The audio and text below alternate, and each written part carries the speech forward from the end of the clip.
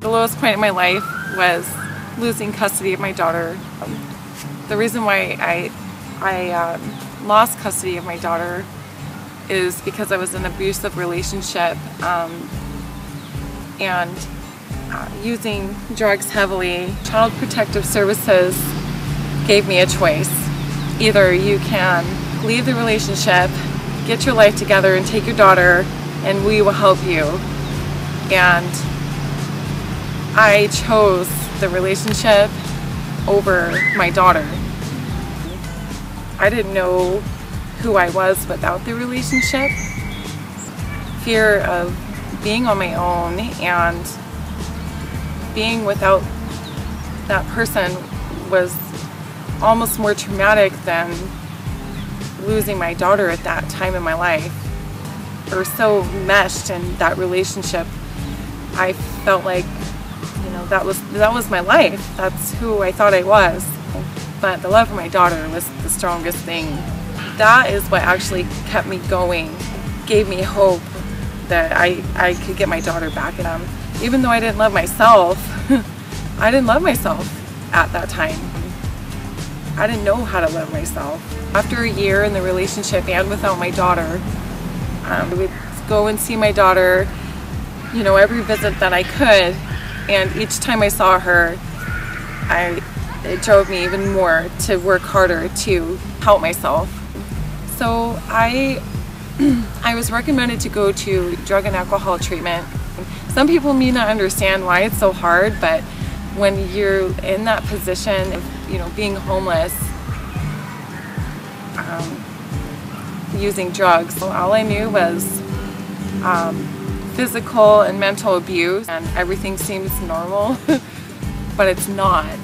90 days in treatment, and I came to reality that, you know, I need some help. You know, not only with the drugs and the alcohol, but also with my relationship. I called the YWCA and I went ahead and I moved in at the Y. I had nothing. I had a backpack, an army backpack, and that was all I had in my life. And yeah, it's material things, but it really helps when people can help with things like clothes and food and those kinds of resources, like shampoo and soap and a toothbrush, those little necessities in life that people take for granted. I didn't have any of that. So, and they provided everything for me.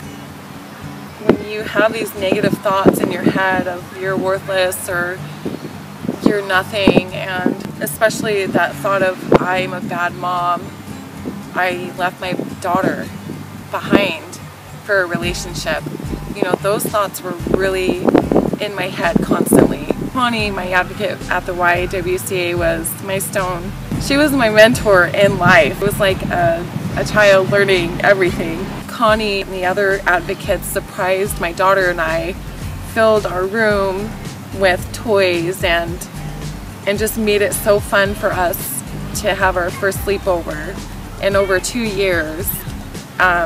And that was one of the happiest days of my life, was to be able to have a sleepover with my daughter. I lived there for a good 4 months, and in that time I learned that I am a valuable person and I am a good mom and I'm worth it. My parents were very, very supportive when I started coming back to and asking for help. My mom, the best thing that she could have done was just to let me go, and that's what she did. Because at that time in my life, I had to make the decision. Enabling is not the answer, and she did a spectacular job. And then when I did come to, she was there 100% to let me know that she does love me and that I can do it. And today we are very close and just a family again. I knew I wanted to do something that has to do with natural resources and the environment, and mostly with fish. Our family My daughter and I, we love fishing, and we love fish. We can catch fish all day long. So I went to the college, and they have the watershed ecology program. I'm such an outdoors kind of gal, so I grew up on the Kapiai Creek. So the main thing is making sure watersheds, you know, rivers, creeks are healthy and abundant and full of life. So my mission is to live life to the fullest. Yeah. My mission for my daughter, oh, it's huge. My mission for her is to succeed in life and teach her about everything and know, just, I want her to feel loved, and she is. Yeah.